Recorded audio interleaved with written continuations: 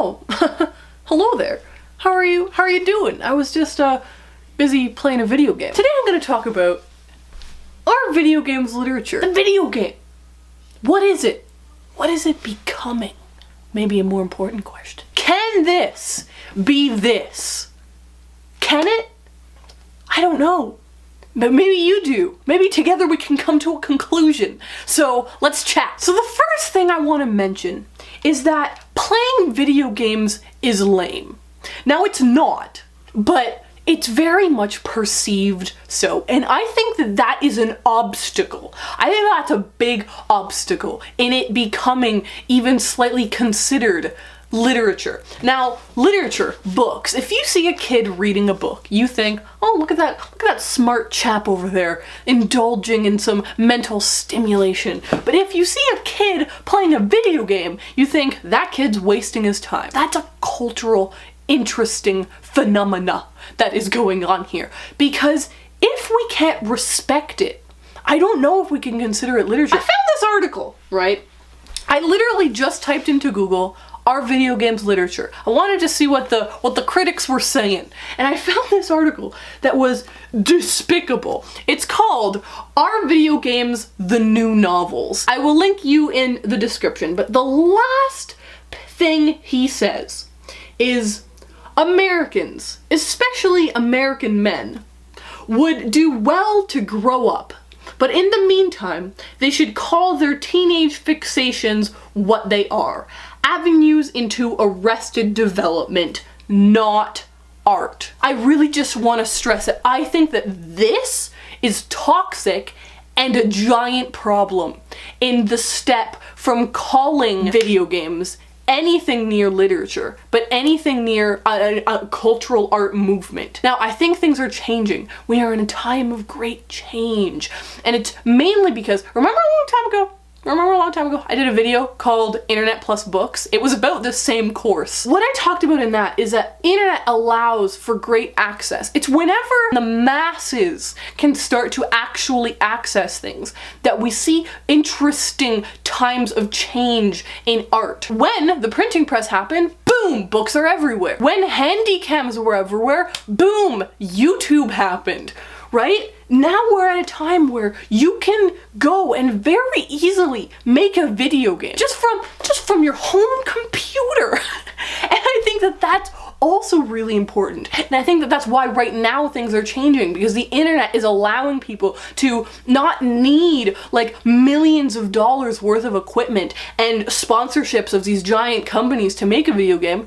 You can do it from your home. And what that means is that it becomes this thing where it's not just a corporation making a game. It can just be one person making a game. Now, this is another interesting conversation. Maybe doesn't seem like it's related to video games, but I would argue that it is. If you think about a book, okay, I've got two here. These are literally just random examples of books I had lying around. Down and Out in London, Paris by George Orwell, and Stardust by Neil Gaiman. I think part of the reason that we think of these as books is because they have one author. When you think about a book, you think about kind of independent genius. You think of this one person who was inspired. If you saw a book and it was written by 40 people, it wouldn't feel like artistic genius anymore, right? And so I think that that's kind of another thing with video games. You think of the millions of people that work in the video game industry, and you just think of like one game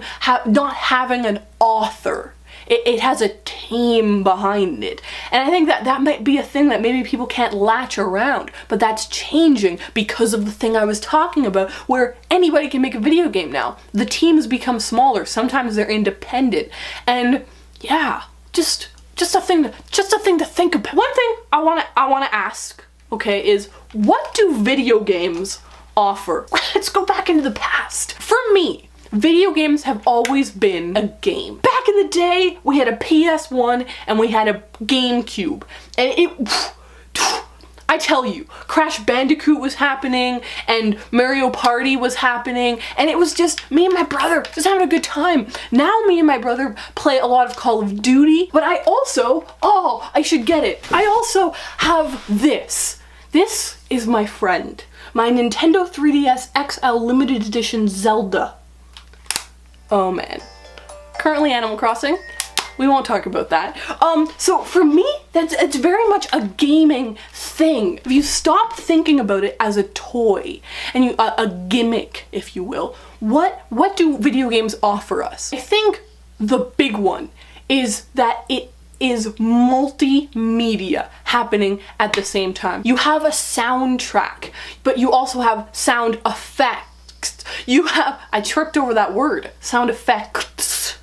You have visual stimulation going on. You also, though, have power of movement. You control where the player goes, but you also have power of interaction, okay? And that's a huge subset here, interactivity. You have the ability to affect things, right? You press A, the character jumps.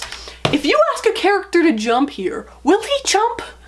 No, he will not. You actually have the power to manipulate things. That's interesting, all right? So one thing we were looking at in that classroom of mine was this concept of becoming a co-author. Becoming a co-author is not even, to me, something that's even a little bit important when I'm reading a book. I don't want to be a co-author. I want to read what the author gave to me. But when you're playing a video game, you don't want to just go in a straight line and just observe around you, right? You want to be able to manipulate things. And maybe that does kind of make you a co-author. What do you think about that? Do you like this ability that you're writing the story along with the game? Because here's a little problem I've had, okay? We played this game called Gone Home, and this game, it won all the awards, all right? If you've ever won an award, you can't have it because Gone Home already won it. The whole concept of the game is that you appear at this house. You have to figure out what has happened to your family while you've been gone. So you literally just walk around this house and you pick up items and you read them. That's literally the whole game. So here's the thing, right?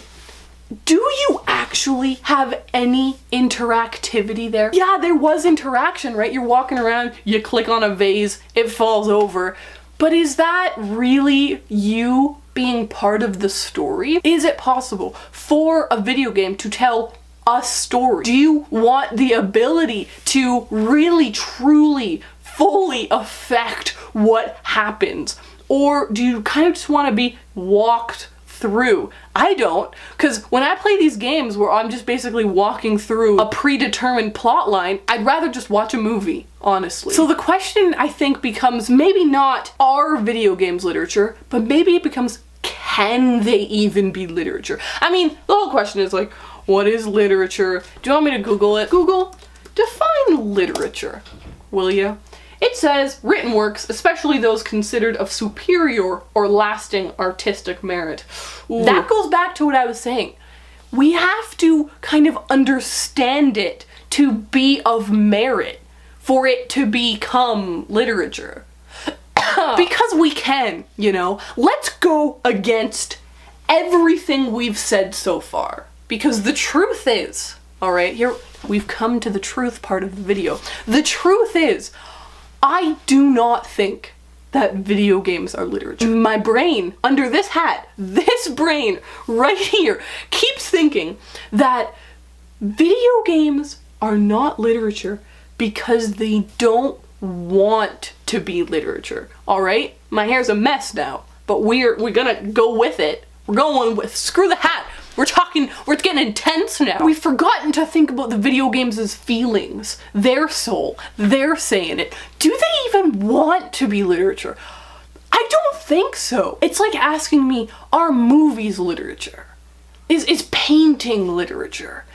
No! At the baseline, at the core, at the heart of it, what I see as the similarity is narrative. Is story. We all love to tell stories. The way that we relay history from generation to generation is through stories. When you get home from the end of the day, you want to tell your parents or your friend or your spouse or whoever, you want to tell them about your day. And you don't just do it fact by fact. You tell a narrative, you tell a story. There's a beginning, a middle, and end. There's climax points. We love stories. And that's why we read, but that's why we watch film too, you know? And I think that increasingly that's why we play video games, because they tell stories in a way that hasn't been done before.